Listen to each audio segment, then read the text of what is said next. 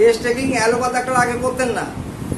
Hahnemann যখন case taking করা শুরু করলেন, এইসব দেখে দেখে অ্যালোপ্যাথ ডাক্তাররা কেস টেকিং করতে শুরু করেছেন। তো এখন অ্যালোপ্যাথ ডাক্তাররা অনেকে কেস টেকিং করেন, যারা করেন না তারা ঠিক করেন না। কেস টেকিং না করলে আমরা কেউ কম্পিউটার নই। আমরা কালকে কি বলেছিল রুগী সেটা আজকে আমরা মনে রাখতে পারি না, মনে থাকে না, থাকার কথা নয়। তাই কেস টেকিং মাস্ট। কিন্তু এখন কেস টেকিংটা আমি আজকে কীভাবে করতে হবে সেই সম্পর্কে বলছি, ভালো করে মন দিয়ে শোনো সবাই। তাহলে প্রথমে কি করতে হবে? প্রথমে বাঁ দিকে একটা জায়গা থাকে খাতার, সেই বাঁ দিকের জায়গাটা ডেট লিখবে আগে। ক তারিখে তুমি দেখছো রুগীটা, ডেট, অ্যাট ফার্স্ট ডেট।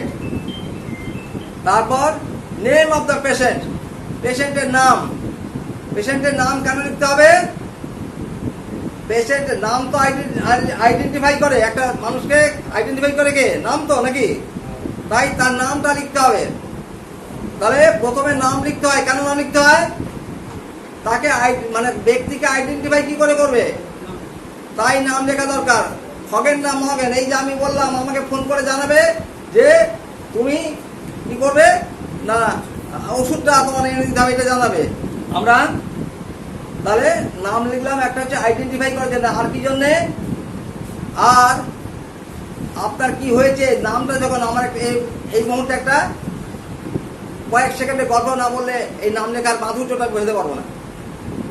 আমার ফেসবুকের এক বান্ধবীকে আমি একদিন লিখলাম যে শ্রীমতী ব্যানার্জিকে খুব ভালো লাগছে। তো এই কথা লেখায় ও খুব খুশি হয়েছে। কেমন? শ্রীমতী ব্যানার্জিকে ভালো লাগছে বলেছি, মানে শ্রীমতী ব্যানার্জি এইরকম উল্লেখ করেছি, অর্থাৎ তার নামটা সম্বোধন করেছি, এতে সে খুশি। তো আমরা এই বইটা আমার লেখা নয়, এই বইটা লিখেছেন এস দাস, যার এত বড় অ্যালোপ্যাথ ডিগ্রি, অ্যালোপ্যাথ ডাক্তারের বই এটা। অ্যালোপ্যাথ, হোমিওপ্যাথ, আয়ুর্বেদ, কেস টেকিংটা সেম, একই। তবে আমরা আমাদের মতো করে গড়ে নিই পরে। তো তিনি বলছেন যে কাউকে যদি বলা হয় মিসেস সরকার বা মিসেস ব্যানার্জি বা মিস্টার চাকলাদার, বলুন আপনার কি কি কষ্ট, তাহলে তার সাইকোলজিক্যাল, মাইন্ডের উপর একটা সাইকোলজিক্যাল এফেক্ট হয়। এই ডাক্তার দাস, যার ফরেন ডিগ্রি আছে বেশ কয়েকটা, তিনি বলছেন। তাহলে নাম লেখার মাধুর্যটা আমি মানে ইম্পর্টেন্সিটা নিশ্চয়ই বোঝাতে পেরেছি। নাম লেখা এই জন্যেই প্রথমত তাকে আইডেন্টিফাই করা যায়, আর সেই সঙ্গে একটা সুন্দর একটা সাইকোলজিক্যাল এফেক্ট হয় পেশেন্টের মনে। যদি তাকে বলি যে ডাক্তার মিস্টার সরকার, বলুন আপনার কি হয়েছে, তো এই যে ব্যাপারটা বলা হয় সে খুশি হবে এই জন্যে। তাহলে সাইকোলজিক্যাল একটা এফেক্ট। এজ লিখতে হয়, বয়সটা লিখতে হয়, নামের পরে বয়স। বয়সটা কেন লিখতে হয়? কিছু কিছু রোগ আছে একটা নির্দিষ্ট বয়সে হয়, আর কিছু কিছু রোগ আছে যে বাচ্চা, সেই বাচ্চাদের কিছু রোগ হয়, বয়স্কদের কিছু রোগ হয়, তাই বয়সটা আমাদের লিখতে হবে। কি রোগ বাচ্চাদের হয়, কি রোগ বড়দের হয়?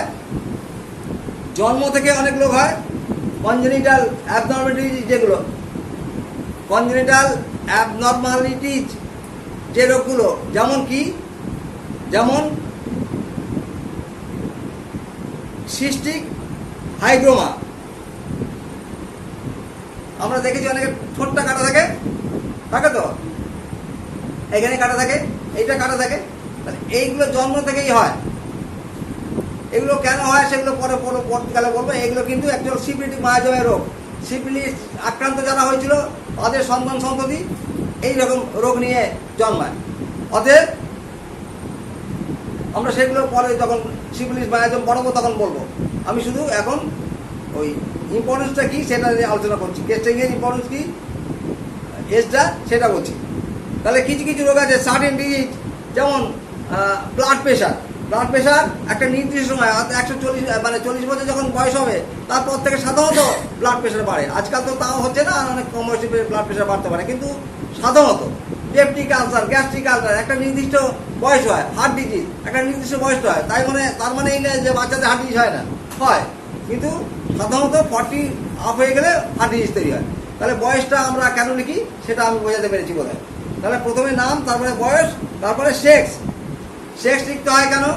সেক্স লিখতে হয় যে কিছু কিছু রোগ আছে মহিলাদের একমাত্র হয়, কিছু কিছু রোগ আছে পুরুষদের একমাত্র হয়। তাহলে কোন কোন রোগ মহিলাদের হয়, কোন কোন রোগ পুরুষদের হয়, আমরা ডিজিটাল ইংলিশ করতে আমাদের সুবিধা হবে, তাই আমরা লিখবো সেক্স। তো কি সেটা? যেমন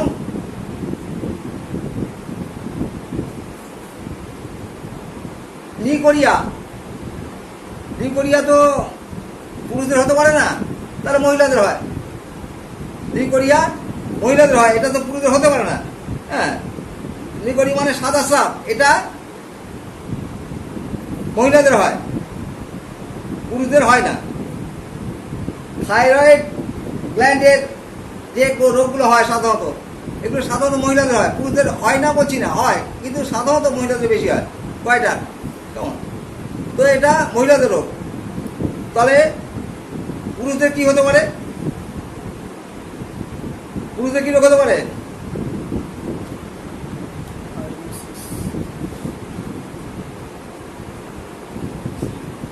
পুরুষদের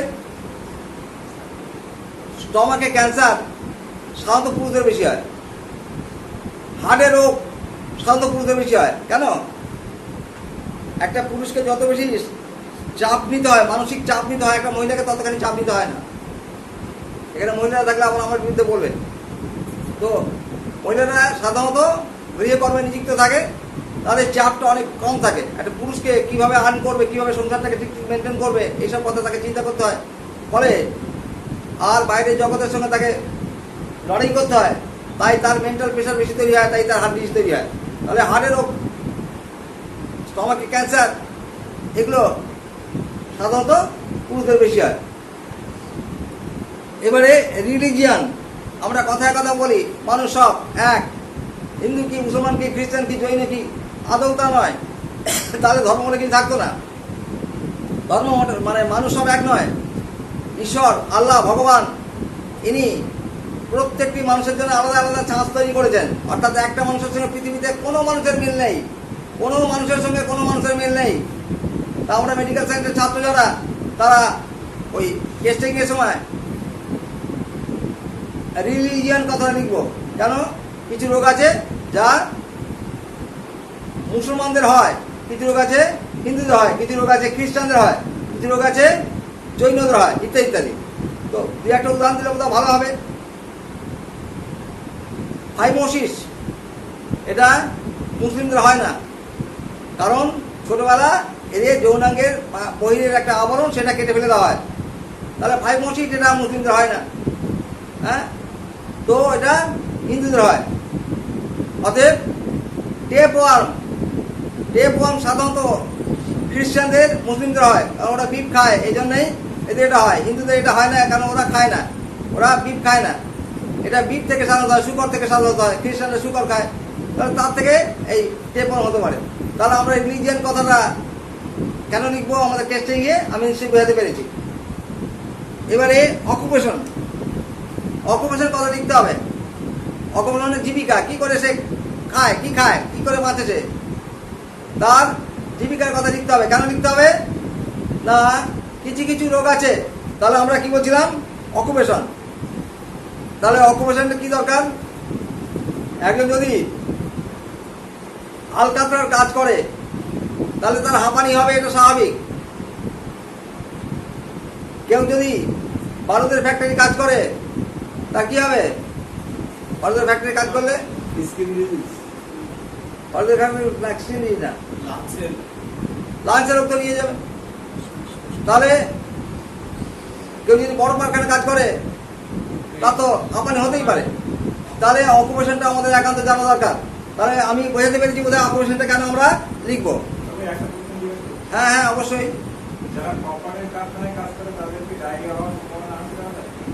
কপারের ডায়রিয়া অন্য জিনিস। ডায়রিয়া না বলে তুমি ওটাকে আরেকটু বাড়িয়ে বলো, তাহলে বলবো যে হলে হতে পারে। সেটা হচ্ছে কি, যাকে বলে, আগে তো এখন কলেরা বলে না কেউ, এখন কলেরা কেউ বলে না, আগে কলেরা বলতো, এখন আর কলেরা কেউ বলে না, এখন সব বলে আন্ত্রিক। তো যাই হোক, আন্ত্রিক হতে পারে, তা আমার কোনো কারণ নেই। হ্যাঁ, হতে পারে, হবে এমন নয়। জীবনী শক্তি যদি স্ট্রং থাকে, কোনো রোগই কাউকে আক্রমণ করবে না। ওই যে তোমাদের করোনা করে চালাচ্ছ, যদি কারোর জীবনী শক্তি যথেষ্ট বেশি স্ট্রং থাকে, তাহলে তাকে করোনা আক্রমণ করতে পারবে না। মশা তো সবাইকে কামড়ায়, কজনের ম্যালেরিয়া হয়, কজনের রোগ তৈরি হয়। হ্যাঁ, কেন হয় না? কেন হয়? হয় এই জন্যেই যে ওর জীবনী শক্তি দুর্বল, তাই ও আক্রান্ত হয়েছে। যাক, আমরা আমাদের জায়গাতে ঘুরে আসছি। রেসিডেন্স লিখতে হয়, রেসিডেন্স, ঠিকানা। কেন লিখতে হয় ঠিকানা? ঠিকানা লিখতে হয় এই জন্যেই কোথায় তার বাড়ি, তাকে আমার যদি বাই চান্স কিছু হয়ে যায়, দেখাতে এসে আর দেখা গেল অজ্ঞান হয়ে গেছে বা মারা গেছে, আমার চেম্বারের পেশেন্ট মারা গেছে, তাহলে তার বাড়ির গার্জেনকে তো জানাতে হবে, তার রেসিডেন্ট জানতে হবে, তো পুলিশকে বলতে হবে, তো পুলিশ স্টেশনকে জানাতে হবে যে এখানে রুগীটা মারা গেছে, তো রেসিডেন্ট জানতে হবে। শুধু ওই কারণে নয়, আরও কয়েকটা জায়গা আছে যেখানে এক একটা জায়গায় এক এক রকম রোগ তৈরি হয়। যেমন যদি কেউ বাঁকুড়ায় বাস করে, তারা কী তৈরি হতে, কী রোগ তৈরি হতে পারে, বাঁকুড়ায় কী রোগ তৈরি হবে বেশি? হ্যাঁ, আসামে যদি বাস করে তাহলে তার একরকম রোগ তৈরি হতে পারে, আফ্রিকা যদি বাস করে তাহলে তার একরকম রোগ তৈরি হতে পারে। তো যারা আসামে বাস করে তাদের কী রোগ তৈরি হতে পারে?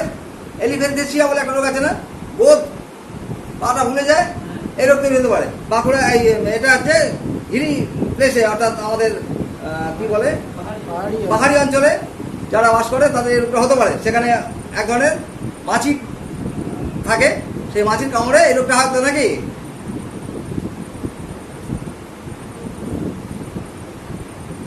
ফাইলেরিয়া, এটা উড়িষ্যাতে বেশি হয় ফাইলেরিয়া। আচ্ছা, লেপ্রোসি হয় বাঁকুড়ায়, কেমন? বাঁকুড়াতে লেপ্রোসি হয়। সাধারণ পাটে, ভারতবর্ষের সাধারণ পাটে গড়বড়ের রোগ বেশি তৈরি হয়।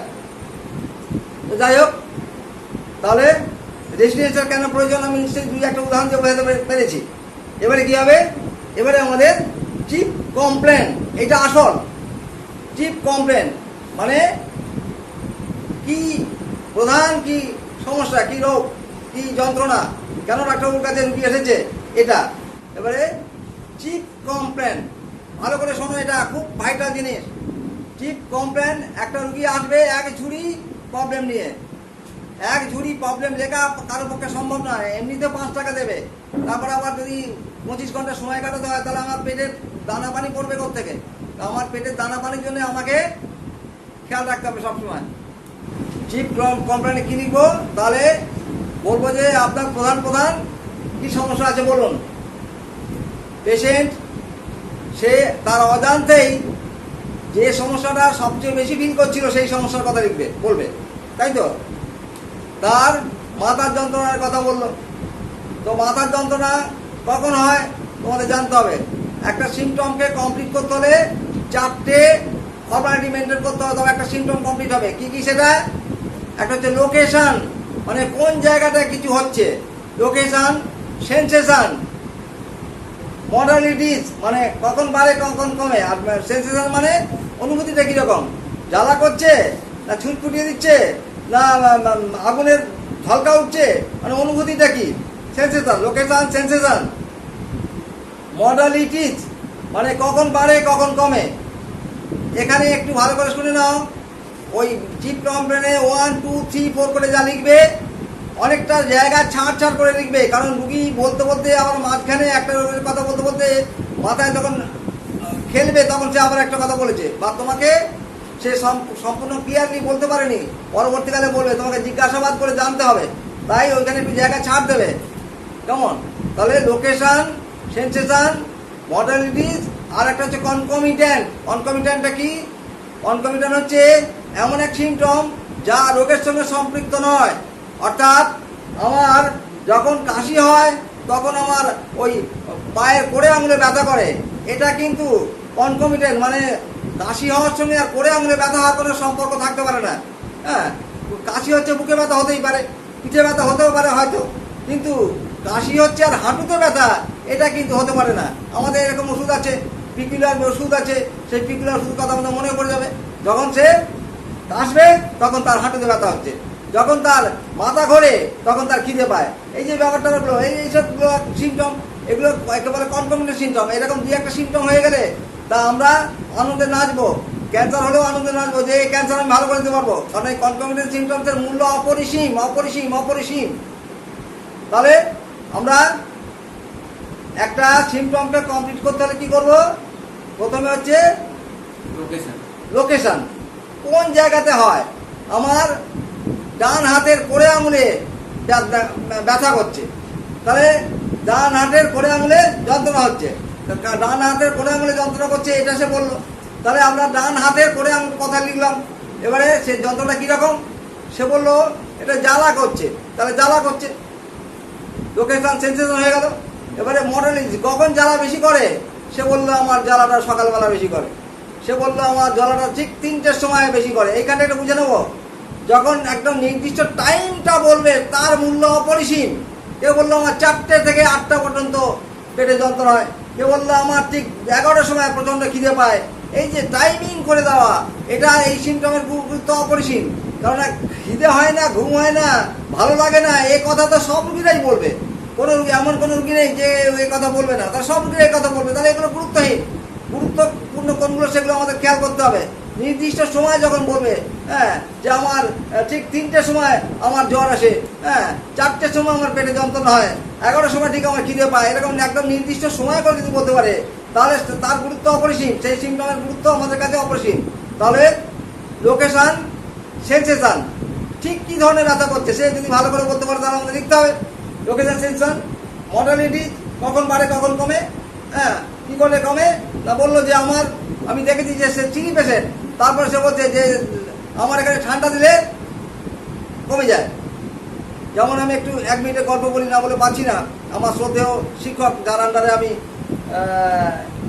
এনে ডিফেন্স করেছিলাম, থিসিস সাবমিট করেছিলাম যার আন্ডারে, তার বিরুদ্ধে একটু বলি।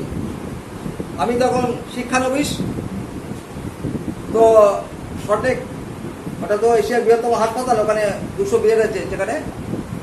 তো একটা রুগী ওখানে সব ভাগ করা থাকে। কীরকম ভাগ করা থাকে, আমরা যখন শিক্ষানবিশ মানে কি, আমি তো ওই ডিএমএস পাস করার পরে বা বিএইচএস পাস করার পরে এমডি পড়তে হয়, ডিএমএস বা বিএইচএস পাস করার পরে তারপরে ডিফেন্স করতে হয়।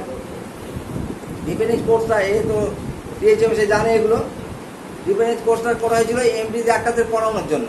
এই কোর্সটা যারা করেছে তাদেরকে এমডি চালু করে বলে ক্যালকাটা ইউনিভার্সিটি তাহলে পড়াবে কে? এমডি তো এমডি পড়াতে পারে না, এমডি তখন হয়নি, তো কী করে পড়াবে, কে পড়াবে? তখন একটা teacher oriented class course central government থেকে ওরা ইয়ে করলো, বললো এটা পড়ানো হোক, ওরা পড়াবে। তো যাই হোক, ওটা টিচারদের মানে এমডিদের পড়ানোর জন্য এই কোর্সটা চালু করা হয়েছিল। এটা করতে গিয়ে গভর্নমেন্টকে প্রচুর টাকা ব্যয় করতে হয়েছে।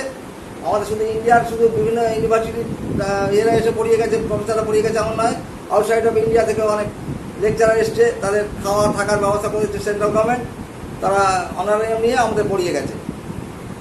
তো যাই হোক, তো এখন একটা রুগী আছে, সেই রুগীটা তার বাতের ব্যথায় ঠান্ডাতে কমে।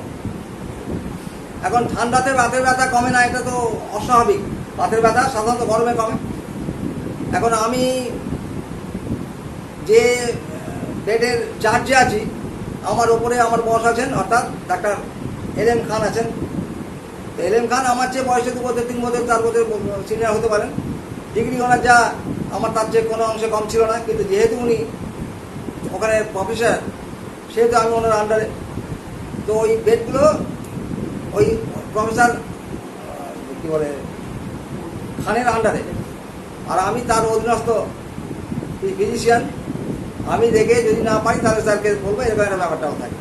তো সকালে রাউন্ডে বেরিয়েছি, রাউন্ডে বেরিয়ে ওই ধরা যাক যে সেখানে 200 জন ছাত্র আছে, বিএইচএমে যারা পড়ে ওরা থাকতো আমাদের সঙ্গে, ওরা সব গেছে। তো গিয়ে তো আমার সেই কেসটা তো আমারই ছিল, 1 নম্বর বেড, সেটা আমার আন্ডারে ছিল। তো আমি তাকে লেডাম বলে একটা লেডাম পাল বলে একটা ওষুধ আছে আমাদের, সেটা প্রেসক্রিপশন করবো। পেশেন্ট খুব ভালো আছে। যে মুহূর্তে ডাক্তার খান শুনলেন লেডাম পাল প্রেসক্রিপশন করেছি, তো উনি বলেন তুমি লেডাম পাল দিলেন কেন?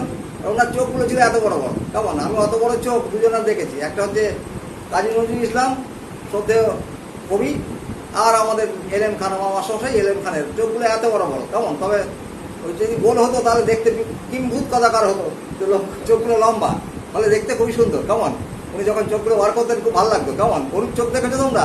তো গরুর চোখের মতো, খুব বড় বড় চোখ। তো উনি তো খুব রেগে গিয়ে আমাকে একেবারে চোখগুলো গোল গোল করে বললেন যে তুমি এটা প্রেসক্রিপশন করেছো। আর উনি তুমি বলতেন না, আমাকে আপনি বলতেন। এমনকি অনেক সময় জানি না মানে মজা করে বলতেন কি কেন, উনি আমাকে দাদা বলতেন, তোমার বয়স আমার চেয়ে বেশি, আপনার বয়স আমার চেয়ে বেশি, এইসব বলতেন। যাই হোক, তো আমি বললাম যে স্যার পেশেন্ট ভালো আছে কি দেখুন। বলে পেশেন্ট ভালো থাকলে হবে, পেশেন্ট এমনি ভালো হয়ে গেছে, ভালো হয়ে গেছে। সবাই তো ছিল যে আমি রেডাম পাল প্রেসক্রিপশন করেছি, সবাই হাসছে, যত ছাত্র ছিল 200 জন ছাত্রের কাছে আমি অপদস্থ হলাম। ঠিক আছে, আমি বদলা নেওয়ার জন্য চেষ্টা করলাম। আমি পেশেন্টের কাছে সবাই রাউন্ড শেষ হয়ে গেল, চলে গেল। রাত্রিবেলা আমি পেশেন্টের কাছে গেলাম, বললাম যে আপনি কেমন আছেন, ভালো করে বলুন তো। পেশেন্ট তো আগের চেয়ে অনেক ভালো আছে, আমি চলাফেরা করতে পারতাম না, এখন তো দিব্যি আমি চলাফেরা করি। আজকে তো চা খেতে গেছিলাম বাইরে, সে কি চা খেতে তাকে বলে গেলো, বলে হ্যাঁ আমি যারা গার্ডে আছে ওদেরকে বলে গেলাম। ওরা পারমিশন দিল, বলে হ্যাঁ দিয়েছি। তো আমি তো ওখানে আমি তো রাজনীতি করতাম, আমার ক্ষমতা ছিল একটু বেশি। তো আমি ওই গিয়ে বললাম যে কে পারমিশন দিয়েছে ওকে চা খেতে, চা খেতে যাবে বাইরে, তোমার পারমিশন দিয়েছো? তাছাড়া ভাই আমার কাছে ক্ষমতা আমি চাই না, যে ভুলে গেছে আমরা কখন পাঠাবো না, কোনো কিছু জানাবো বাইরে পাঠিয়ে। তো যাই হোক, আলটিমেটলি আমি তাকে রেডাম পাল দিয়েছিলাম, রেডাম পাল। এখন বাতের ব্যথায় একটা ওষুধ আছে মাত্র, যে ওই ঠান্ডাতে আরাম। তো আমি সেটা প্রেসক্রিপশন করছি, পেশেন্ট ভালো আছে। পরদিন ডাক্তার এলএম খান উনি আলাদা একটা ঘরে বসতেন, সে ঘরে মানে অনুমতি ছাড়া কেউ ঢুকতে পারতো না। আমি ঢুকে গেলাম, স্যার কালকে সকালের সামনে আপনি আমাকে অবস্থ করেছেন। তো আমি খুব স্যারকে বললাম যে কেন এইসব করলেন আপনি জানেন যে রুগীটা ভালো আছে? বলো ভালো আছে মানে কী করে ভালো আছে? আমরা ভালো আছে, রুগীকে জিজ্ঞাসা করুন, চলুন রুগীকে যাও, গ্রামে চলুন। বলে এত রাত হয়ে গেছে এখন যখন আমাদের যেতে হবে আপনাকে, আপনি অনেকগুলো ছাত্রের সামনে আমাকে অপদস্থ করেছেন। তো নিয়ে গেলাম ওনাকে টেনে, রাত তখন অনেক রাত 10টা তখন। তো রুগী বলতে হ্যাঁ আমি তো ভালো আছি। তখন স্যার কী করে দেখুন, আমি টেস্টিং করে দেখালাম ওনাকে। কারণ ঠান্ডাতে আরাম, পাতে কোনো ওষুধ আছে বলুন, কোন ওষুধ আছে আপনি নিজে বলুন দেখি কোন ওষুধ আছে। উনি বললেন পাতে ঠান্ডাতে ভালো থাকে, উনি হাত হাতছেন পাচ্ছেন না। বললাম যে এটাই একটাই ওষুধ আছে, এটাতে রেডাম পাল। আমি রেডাম পাল বেশি। তো যাই হোক, পরবর্তীকালে ডাক্তার খান আমার কাছে অ্যাপয়েন্টমেন্ট নিয়েছিল এবং সমস্ত ছাত্রের কাছে বলেন যে দেখো ওটা প্রেসক্রিপশন ঠিক ছিল, আমরা সেই রিজার্ভ করেছিলাম, ওকে পেশেন্ট খুব ভালো আছে ইত্যাদি। দেখ আমরা আমাদের জায়গায় ফিরে আসি।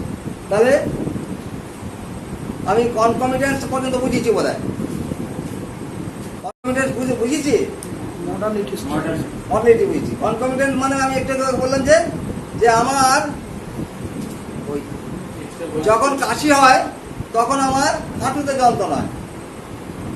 যখন কাশি হয়, কাশির সঙ্গে আর হাঁটুর যন্ত্রণা হওয়ার কোনো সম্পর্ক আছে কি? তাহলে এরকম সম্পর্কবিহীন যখন কোনো সিমটম আমরা পাবো তখন সেটাকে বলে কনকমিটেন্ট সিমটম। এই কনকমিটেন্ট সিমটম এটার গুরুত্ব কিন্তু অপরিসীম। এই একটা সিমটমে আমরা কমন সিমটমের 100টার সঙ্গে তুলনা করতে পারি। আর একটা কথা বলা হয়নি, ওইগুলো তো পড়ানো হয়নি এখনো, কাকে বলে জেনারেল সিমটম, এসব পড়ানো হয়নি বোধ হয়, সিমটম পড়ানো হয়নি। আমি পড়াবো, এটা খুব তাড়াতাড়ি পড়াবো, তখন বলবো তাকে এখন বলবো। তাহলে এবারে কি করবো আমরা? এবারে করবে এই ওইখানটা আবার একটু বলি। তাহলে একটা তো হলো আঙুলে ব্যথা, পেটে ব্যথা থাকতে পারে, মাথায় ব্যথা থাকতে পারে, গা বমি থাকতে পারে। তাহলে যেগুলো আছে সবগুলো 1, 2, 3, 4 করে লিখবো। এবারে সে যদি সমস্ত দিন ধরে আমাকে বকবকানি করায়, অর্থাৎ যদি 50 সিমটম দেয়, 50 সিমটম নিশ্চয়ই লিখবো না। অ্যালোপ্যাথ ডাক্তারদের বলা হয়েছে যে তোমরা 2টো নেবে, 3টে পর্যন্ত নিতে পারো, আর বেশি নিও না। 2 থেকে 3টে সিমটম তারা ভালো করে নেয়, কখন বাড়ে কখন কমে ইত্যাদি। আমরা খুব বেশি 500 টাকা কনসিডার করলাম, ওদের চেয়ে আমরা কম টাকা নিই, ওদের চেয়ে একটু বেশি নেওয়ার সার্থকতা করবো। আমরা 5টা সিমটম নেবো, তার বেশি নেবো না। এবারে হিস্ট্রি অফ প্রেজেন্ট ইলনেস, কীভাবে এই রোগটা গ্রো করলো, এই যে হলো কি করে? গলায় ব্যথা হয়েছে, কি করে গলা ব্যথা হলো? না আমি কালকে আইসক্রিম খেয়েছিলাম, পেটের ব্যথা হচ্ছে। তো কী করে হলো পেটের ব্যথা? না আমি খাওয়া দাওয়া নিয়মিত করি না, অনেকদিন থেকে অনিয়মিত খাওয়া দাওয়া করছি, আমি যা চাকরি করি তাদের তো আমার খাওয়া দাওয়ার টাইম হয় না ইত্যাদি। তাহলে এইরকম একটা মানে ইলনেসের যে একটা হিস্ট্রি, প্রেজেন্ট ইলনেসের যে হিস্ট্রি, সেই হিস্ট্রিটা আমরা কিন্তু এখানে বিস্তারিত লিখবো, একটুখানি না, এটা অনেক কথা লিখতে হয় এখানে। কি করে একটা রোগ গ্রো করলো, কেমন দীর্ঘদিন অনিয়ম করেছে বা পাথরের কাজ করেছে, ট্রেনে করে বেড়াতে গেছে, তো এরকম বিভিন্ন ব্যাপারটা যা থাকে। কেন এই রোগটা অ্যারেঞ্জ করে যদি পেশেন্ট বলতে পারে, তাহলে সেখানে প্রেজেন্ট ইলনেসে ওটা লিখবো। পাস্ট হিস্ট্রি, অতীতে ইতিপূর্বে কী কী রোগ হয়েছিল। কেউ বললো আমার হুপিং কাফ হয়েছিল, কেউ বললো আমার টাইফয়েড ছিল, কেউ বললো আমি এইডসে আক্রান্ত ছিলাম কিন্তু সেটা আমি ভালো হয়ে গেছি, কেউ বললো আমার ক্যান্সার হয়েছিল, হ্যাঁ তো এখন সে ক্যান্সার তো ভালো হয়ে গেছে, বা কেউ বললো লেপ্রোসি হয়েছিল, লেপ্রোসি হয়েছিল কী করে, কী ট্রিটমেন্ট হয়েছে, কী করে ভালো হয়েছে, সেসব হিস্ট্রিগুলো লিখে রাখতে হবে এবং কী কী ওষুধ খেয়েছে সেগুলো বিস্তারিত লিখতে হবে। এটা হচ্ছে সিস্টেম। ড্রাগ হিস্ট্রি, কিছু কিছু ড্রাগ আছে, ধরো যাক যে অ্যালোপ্যাথি ওষুধ খেত, কিছু স্টেরয়েড খেয়েছে, তাহলে তার তো একটা হিস্ট্রি থাকবে। সেই ওই ডাক্তারবাবুর কাছে আমি ওষুধ খাচ্ছিলাম, এই দেখুন না এইসব খেয়ে তারপর থেকে আমার এই যে মাথা যন্ত্রণা ছিল না, মাথা যন্ত্রণা শুরু হয়েছে, আমার হার্টের কোনো প্রবলেম ছিল না, আমার তো কিডনিটা ড্যামেজ হয়ে গেছিলো, ডাক্তারবাবুরা বলেছিল এইসব পরীক্ষা নিতে করে। এখন আমি দেখছি যে আমার বাঁ দিকের বুকটা হচ্ছে, এই দেখুন ডাক্তারবাবুরা ইয়ে করেছে, কী বলো ওটাকে, ইসিজি করেছে, হ্যাঁ কার্ডিয়াক করেছে, তাতে দেখাচ্ছে যে হার্টটা খারাপ হয়ে গেছে। তাহলে হার্টটা খারাপ হলো কেন? ওই যে খেয়েছে স্টেরয়েড। তাহলে এই হিস্ট্রিটা লিখতে হবে। ডাক হিস্ট্রি হয়ে গেল। অ্যালার্জির হিস্ট্রি আছে কিনা, এটা ইম্পর্টেন্ট খুব। আমরা হোমিওপ্যাথি ডাক্তারে অ্যালার্জি কথাটা বলি না, আমরা বলি কি আর্টিকারিয়া, আর্টিকারিয়া। আমরা অ্যালার্জি কথাটা লিখতে আমাদের অ্যালার্জি আছে, তাই আমরা অ্যালার্জি না লিখে আমরা ওটা লিখি আর্টিকারিয়া। আর্টিকারিয়া অ্যালার্জির মধ্যে তফাৎ আছে, সেই তফাৎটা আমি আজকে আলোচনা করছি না, কারণ আমাদের অনেক কথা হয়ে যাচ্ছে।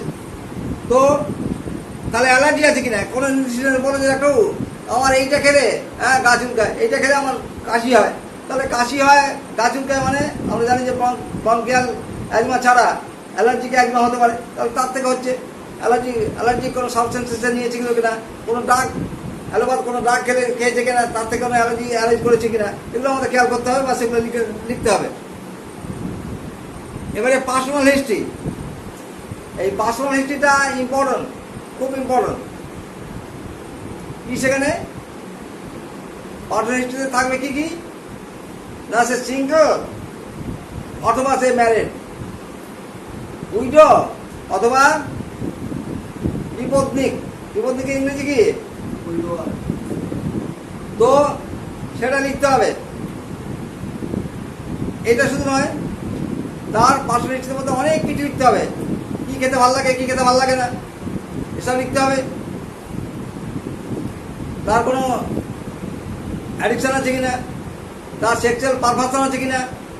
সেক্সুয়াল পারভার্সন আমি আজকে পড়াচ্ছি না এই জন্যই যে এগুলো একটা বাচ্চা মেয়ে আছে আর একজন মেয়ে আছে, আমি ওই জন্য একজন মহিলা আছে, যদিও ডাক্তারি পড়তে এসে লজ্জা ফজ্জা পাওয়ার ব্যাপারটা আমার নেই, এখানে সবটাই আমাদের বলতে হবে, তবুও আজকে বলছি না।